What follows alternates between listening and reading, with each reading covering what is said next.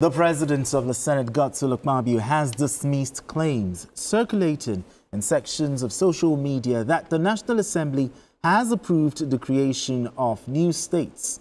Speaking during plenary in response to concerns raised by Senator Abdul Ningi, representing Bauchi Central of the PDP, Akpabio clarified that although the Constitution Review Committee has received more than 42 proposals for state creation, none has passed through the full legislative process. Akpabio urged the Nigerians to rely only on official statements from the National Assembly concerning constitution amendments and related issues. Meanwhile, the Senate held a special session on Wednesday to honor the late former President Muhammadu Buhari. The session saw the lawmakers reflecting on Buhari's contributions to Nigeria's development. All right, two stories in one. So let's start from the beginning. Adewale, we'll start with you. What prompted the Senate to address the rumors about the creation of states? I think for the past few days, we've had social media reports, about the creation of states. I think one per each region, 3 in the south, 3 in the middle belt, and then 3 in the north. I'm happy that the Senate has come out to say that, look, it is not true. That the Senate has received 42 proposals and none has passed through legislative process. Okay. I think Nigerians should avoid organized propaganda. If you read that report, you almost believe it. Beautifully written. But it's all lies. It's not true. And you see, some of these things, there are implications. It could set communities against each other. Sure. It could lead to spur violence. When you are saying that a particular city has been created and then the capital city is placed, it has been located in a particular area. I know people have been calling me, telling me, oh, look, why do you have this capital here and all that kind of thing. So, and I believe that people are trying to exploit this thing to just, create a kind of instability, in the atmosphere. So I believe the government should not just, it's not just enough to issue statements. We must guide against this reckless, especially on issues that, have a lot of consequences on national security. It's not true. Absolutely. I almost believe it the first time I read it because it was beautifully written. I saw people sharing it, professors, well-educated people. Sharing it, of course, professors. Yes, So it's not a good thing, that person that did it he didn't mean well for this country. I mean, BK, I think this is like the 4th time we're dealing. This week alone, we're talking fake news, fake reports, and all. Yes. I mean, where did these false reports originate from? People will always come up with fake news. Sometimes purely as a clickbait, other times to cause disaffection. The people sat down and forged a letter that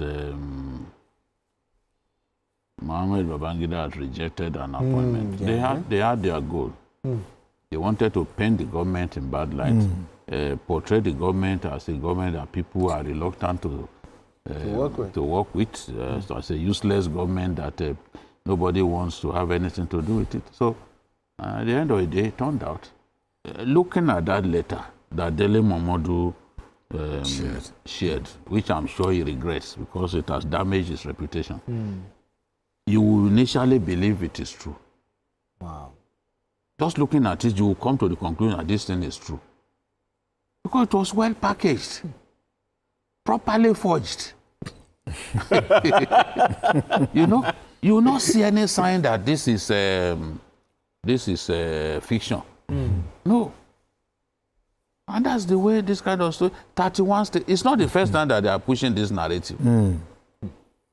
The other day they pushed it and one of my friends in the TV station was even cursing the National Assembly. Oh dear. Meanwhile, those people had not done anything wrong. He just assumed that they had given the nod. Anyone who wants to create 31 states into this Nigeria needs a psychiatric evaluation. Honestly, 31 states? Why would you even create 5? Why would you create 5? Because the states, the way they were, how many of them can run on their own? without the distributable revenue from the center? How many of them? Some say because of fairness, balance. We will never, let me tell you, you will never stop creating. If we're looking at that argument. We will never stop creating. Because, look, people don't want to be dominated. And whether we like it or not, domination would happen. Because there's no way there won't be a dominant tribe. Okay. So there's no state you go to where if people have their way, that they will not ask for state creation. And even people, look at Ekiti now, it's basically the same language. Are you saying that because of that, there's no division, there's no quarrel? No, it's no guarantee. True. Just like we have in Somalia, the same religion, the same language, but they are at each other's throats. It's not a guarantee at all. Exactly. It's not a guarantee. All right, because of our time, let's quickly look at the special tribute, by the Senate held in honor of the late former President Muhammadu Buhari. First of all, gentlemen, how will you describe, BK, I'll start with the special tribute, by the Senate. How will you describe it? Well, I like the honor done the former president. I think he deserves it. For someone who served Nigeria as a soldier. Yes. Fought in the Civil War. Whatever inadequacies that people see in his latter life, it does not totally blot the fact that he loved his country and he was ready to lay down his life for his country. So he's made his contributions and he deserves to have a peaceful rest. All of the people who are abusing him all over the place, if they have the opportunity to run, some of them can't even run their homes properly. Not to talk of associations. You give people a company of less than 30 people, they fail at it. They fail. Especially some of the people who talk a lot. No be by church.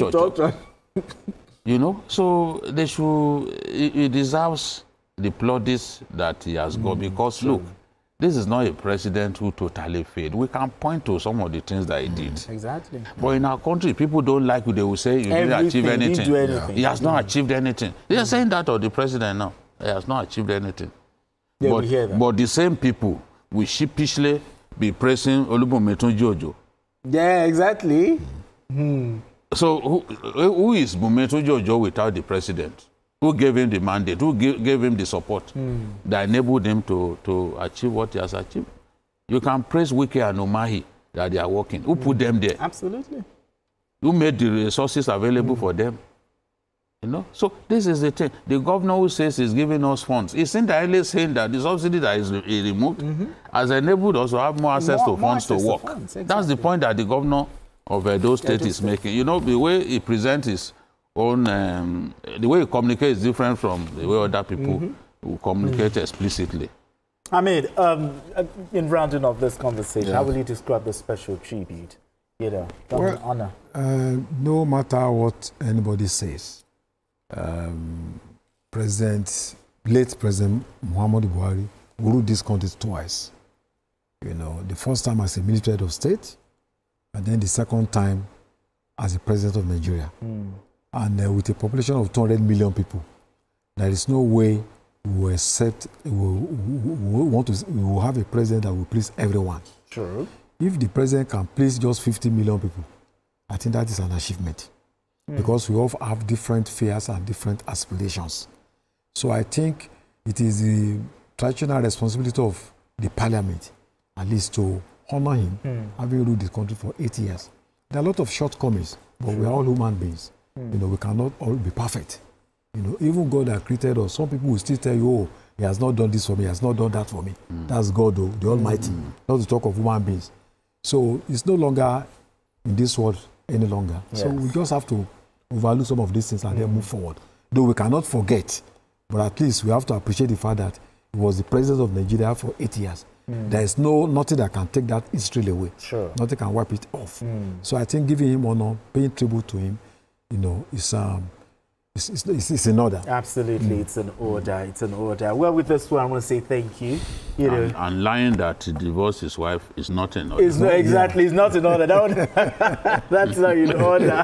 Absolutely, it's a fine place for us to live in. Adu. Thank you so much for coming. Joining us right here. To talk Nigeria. BKO, as always. Thanks. Thank you so much for setting the record straight. Yes. On so many issues. Yes, a judge's opinion is not legally binding. It's not legally the Supreme Court has said that repeatedly. Absolutely. Thank you so much. And that's all on Journalist Hangout today. You can watch the repeat broadcast of this episode tonight at 11. Join us on Sunday from 1:30 to 3:30 p.m. for Journalist Hangout on Sunday. We're on YouTube at youtube.com/TVC News Nigeria. I am Benga Oreshegun. Bye for now.